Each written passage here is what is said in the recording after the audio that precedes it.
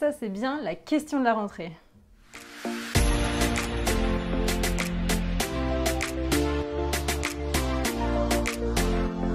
Bonjour et bienvenue à toi dans cette nouvelle vidéo. Aujourd'hui, j'ai pris le temps de faire cette vidéo pour toi. Pourquoi? Eh bien, tout simplement pour t'aider à faire ton choix de matière. Oui, dès la rentrée, tu vas devoir choisir entre différentes matières, alors que ce soit tes matières fondamentales ou alors tes plus petites matières qu'on peut appeler des matières mineures.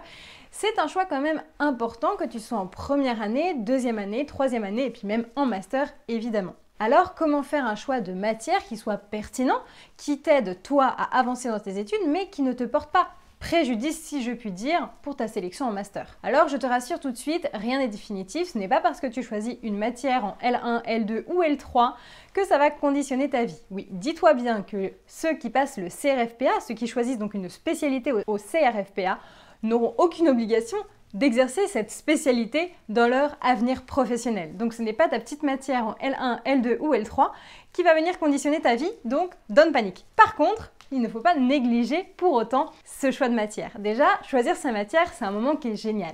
Moi, personnellement, c'est toujours un moment que j'appréhende, mais à la fois qui m'excite énormément parce que j'adore choisir mes matières, j'adore m'informer sur la matière que je vais donc étudier et j'adore découvrir surtout de nouvelles matières. Alors, dans un premier temps, il faut déjà que tu te poses la question de savoir ce que tu aimes, d'accord? Qu'est-ce que tu aimes apprendre? Alors, je te rassure, quand tu es en première année de droit, évidemment, c'est plus difficile de savoir ce que tu aimes puisque tu débarques à la fac. Donc, je te rassure, en ce qui concerne les petites matières que tu auras à choisir en première année de droit, ce ne seront pas des matières qui vont conditionner ta L2, ta L3, donc déjà, ne panique pas. D'autre part, tu auras certainement le choix entre la comptabilité, de l'économie, de la science politique. Dis-toi tout simplement que ces matières ont un lien entre elles et que donc il n'y a pas vraiment de grosses différences, ça ne va rien changer. Dis-toi simplement que si tu veux faire Sciences Po, prends la matière Sciences Po. Si tu aimes bien l'économie, prends de l'économie. Et si la comptabilité t'intéresse, prends de la comptabilité tout simplement. En ce qui concerne la deuxième année de droit, cette fois, c'est un petit peu plus compliqué parce que finalement, tu vas devoir choisir entre une L2 qu'on peut appeler droit public et une L2 droit privé. Encore une fois, ça ne va pas du tout conditionner ta L3. Moi, par exemple, j'ai choisi de faire une L2 droit public parce que c'était le droit public que j'aimais. J'adorais le droit public, c'était ça que je voulais faire. Je voulais faire un master en droit public et finalement, ça ne m'a pas empêché de faire une L3 droit privé et ça ne m'a pas empêché de postuler en master en droit privé. Alors, en ce qui concerne la L2, tu auras le choix entre droit public financier et également entre droit pénal. Alors, ces deux matières sont vraiment différentes, tout simplement parce qu'en droit public financier, tu vas donc parler de finance. Donc, si tu es intéressé par le droit public de manière générale, déjà, je te conseille de t'orienter là-dedans. Si tu es intéressé par la finance, par le monde des affaires, ça peut être aussi assez intéressant d'un point de vue de culture générale, mais également de te frotter un petit peu au milieu de la finance. En ce qui concerne le droit pénal, pour le coup, c'est fondamental de faire du droit pénal dans ta licence, d'accord? Après, à toi de choisir si tu l'as choisi en matière fondamentale, donc c'est-à-dire une matière à t'aider, ou si tu l'as choisi en petite matière. Moi, je l'avais choisi en petite matière, ça ne m'a pas porté préjudice, voilà, j'ai quand même bien évidemment étudié cette matière, elle m'a plu. Après, c'est vrai que j'aurais peut-être dû faire le choix de la prendre en matière à t'aider, je ne sais pas. En tout cas, j'ai choisi droit financier, droit public financier. C'était une matière qui était vraiment sympa, pas forcément facile, mais franchement j'avais bien aimé. On était dans des petites classes parce que c'est vrai que c'est pas une matière qui est beaucoup choisie et ça c'est un bel avantage en tout cas quand tu es à la fac de droit. Alors en ce qui concerne donc le droit pénal, si tu veux t'orienter dans un master droit pénal bien sûr, mais également droit des affaires, droit de la famille, enfin je veux dire le droit pénal ça regroupe plein de choses, donc finalement c'est une matière dont tu auras besoin toujours, ça ne sera jamais un faux pas de choisir du droit pénal. Par contre, il faut aimer le droit pénal, d'accord?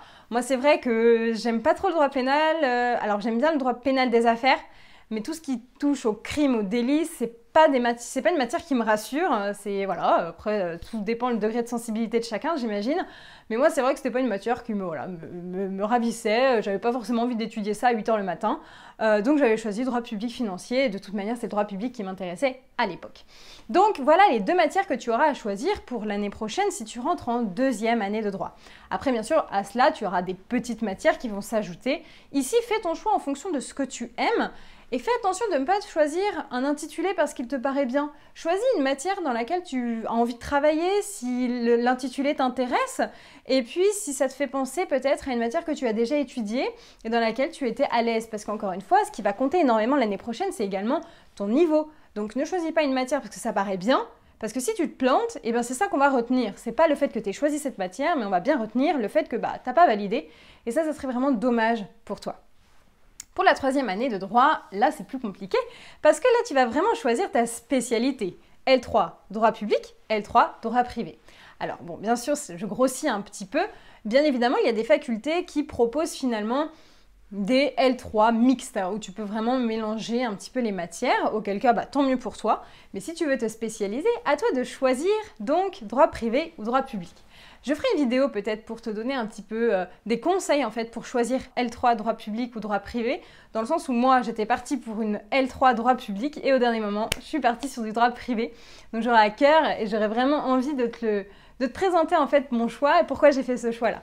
En ce qui concerne donc une L3 droit privé, tu auras le choix entre différentes matières telles que droit du travail, mais également procédure civile, droit des contrats spéciaux, droit des sociétés. En fonction des facultés, les matières peuvent évoluer, attention.